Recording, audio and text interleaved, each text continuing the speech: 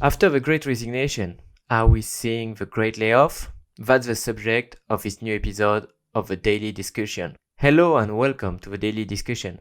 I'm Quentin and today we'll take a look at the Great Layoff. Not so long ago, Biden was telling the US that the job market has never been better, that there was never been so many openings. And I don't know if you remember, but when Elon Musk tweeted that he had a bad feeling, Biden kept telling that Elon was wrong. Well, guess what? He was quite right. Lots of companies have laid off an incredibly high numbers of employees, especially companies that are supposed to make a huge amount of profit. First, let's take a look at the tech companies. The first company that I was really surprised is Shopify. Shopify has laid off 10% of their workers, which is really huge. When you read the comment of the CEO, it's very interesting that apparently they thought that the e-commerce would keep booming after what happened during the last 2 years, but finally it didn't. So he saw things too big and now he has to let go of 10% of the workers. We've got also SoundCloud. They didn't just let go of 10%, but 20% of all their workers. Robinhood, the trading app, 23%. And TikTok was going to lay off at least 10,000 employees. We also have Oracle, a very real company that is going to lay off a bunch of them. And what we see is that it's not just the tech company themselves.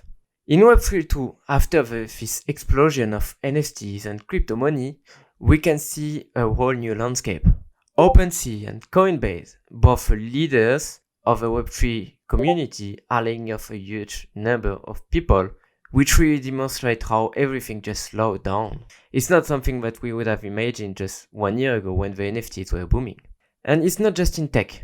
Tesla, so the company from Elon Musk, has frozen the hires, and their competitor, Rivian, which also produce electric cars, are restructuring, which is a very, very nice word to just say laying off a lot of people. You also have very old companies like Walmart that are actually doing big restructuration. And the thing that is interesting to understand and to see is that it's not just in the US. Actually, in Asia, if you already went to Asia, lived there, or went for holiday, you must have seen a website called Shopee. It's like basically the Amazon of Asia. They can deliver anything to your door. They also have a lot of different services like Shopee Pay. And they are huge. I mean, you can't go anywhere in Thailand, for example, without seeing ads for their products. And they are going to lay off also a crazy number of their staff. They are even closing in some countries. In France, you've got the car maker Renault, which is laying off more than 5,000 people. And it's a very tough year for them because they are producing cars and they already had to give up their own factories in Russia because of the war. So whatever you do, you always need a plan B. I think that's the lesson that we've got to take from this. For a long time, employment looked like the key to a safe and stable life. Well, guess what?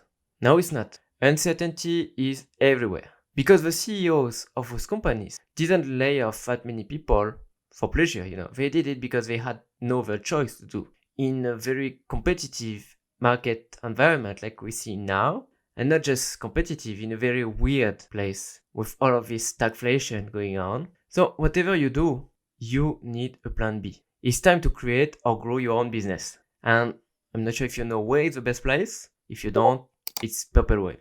You can go to purplewave.ai/start to create your own business on the Web3 right now. To wrap things up, the rules of the game have changed. You need to get attention to get paid. A regular job is not safe anymore. You've got to take control of your life and of your economy right now. We're now in the economy of attention, and that's all that matters.